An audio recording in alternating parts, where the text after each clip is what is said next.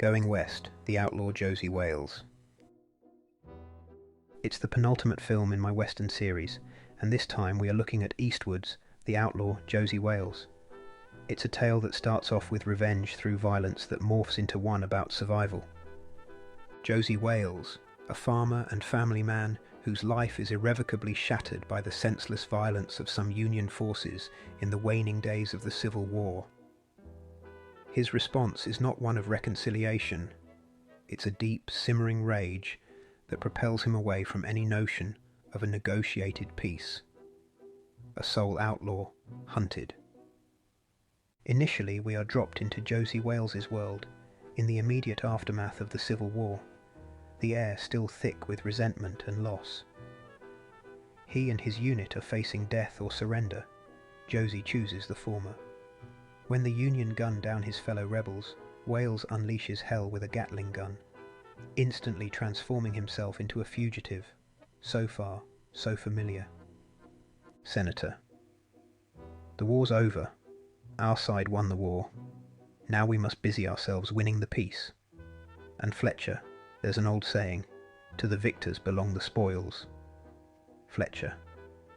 There's another old saying, Senator. Don't piss down my back and tell me it's raining.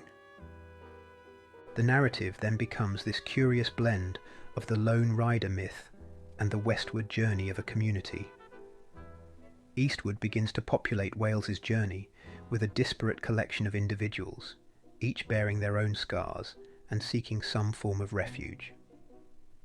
There's the elderly Cherokee Lone Wati, portrayed with such understated wisdom and a touch of ironic humour by Chief Dan George.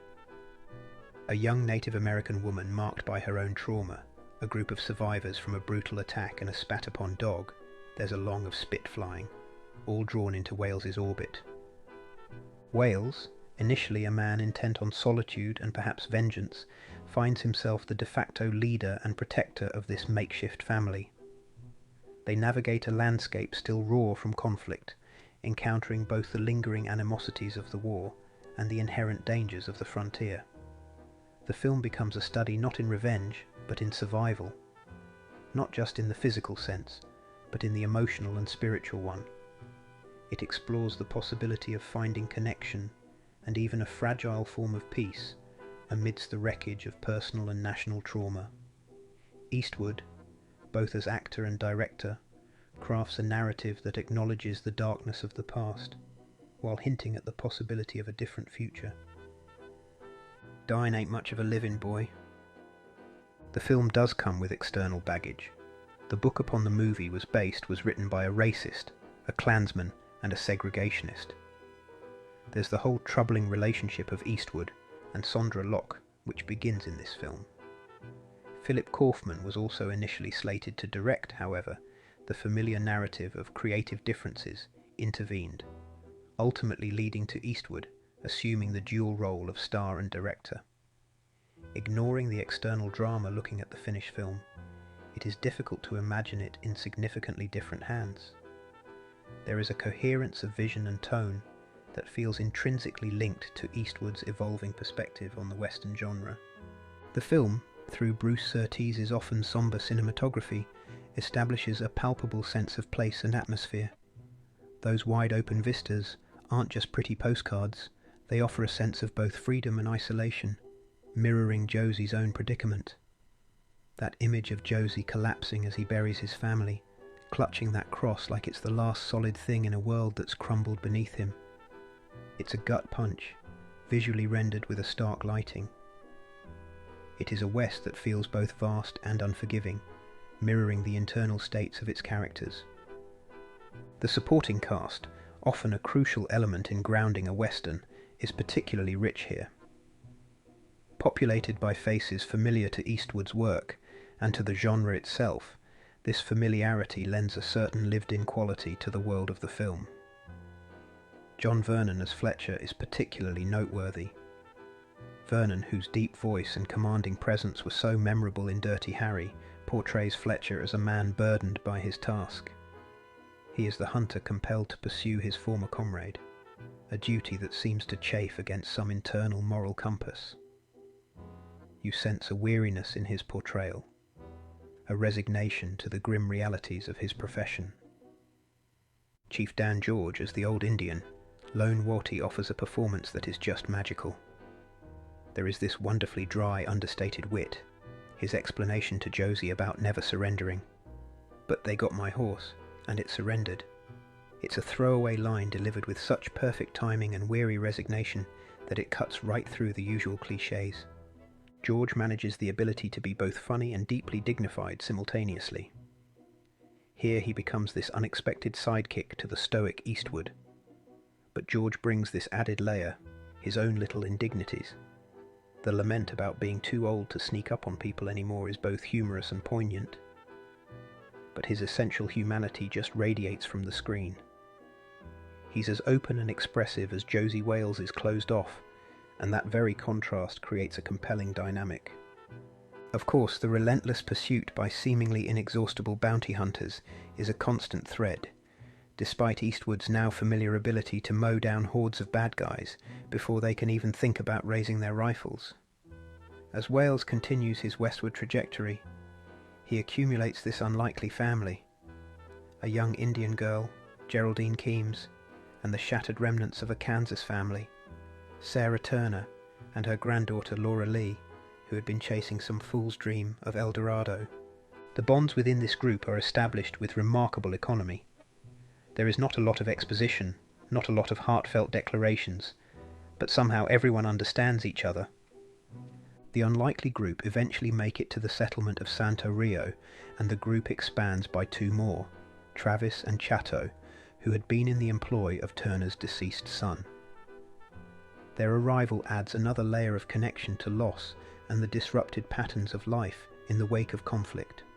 The discovery of the son's abandoned ranch offers a brief illusion of stability, a potential sanctuary for this collection of displaced individuals seeking respite from the harsh realities of the open territory.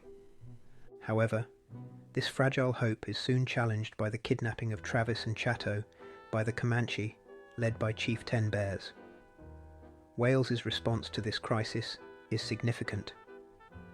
Rather than resorting to immediate violence, he chooses to enter Ten Bears' camp to negotiate their release. This act underscores a shift in his approach, a willingness to engage in dialogue rather than solely relying on force. The encounter with Ten Bears becomes a pivotal moment. Ten Bears, a leader possessing a keen understanding of his people's precarious situation and a discerning eye for character, is evidently impressed by Wales's actions and perhaps recognizes a kindred spirit in this outsider.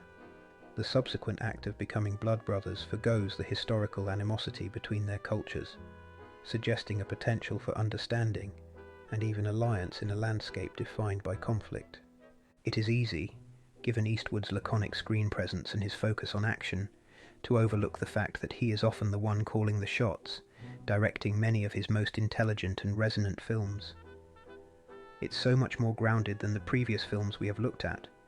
The operatic style of first Leone, and then Eastwood's first directed western, High Plains Drifter, make way for a film set in realism and reflection. However, there are still plenty of action, violence and gunfire to keep the movie from slowing down. The Outlaw Josey Wales stakes its claim as a significant revisionist western, one that looks back at the familiar tropes with a more critical and contemporary eye. The previous film in this series, High Plains Drifter, a film cast in a stark and unsettling light, operated within the more primal territory of revenge. Its narrative is driven by a relentless pursuit of retribution for past transgressions, the mysterious stranger, a figure of almost supernatural menace dispensing a brutal justice. The Outlaw. Josey Wales, while beginning with the catalyst of vengeance, charts a different course. The initial drive for retribution gradually gives way to the formation of connections born from shared adversity.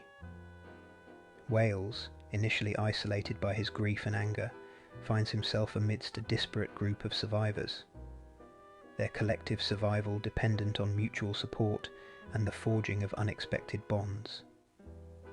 Even the encounter with Ten Bears finds a connection rooted in shared humanity. The film emphasizes the struggle for survival not as a solitary act, but as a communal one. Decades later, Unforgiven, the last film in this series, offers a further evolution in Eastwood's exploration of the Western landscape and its inhabitants. It moves beyond the dynamics of revenge and the fragile formation of community to delve into the enduring consequences of violence, guilt, and remorse.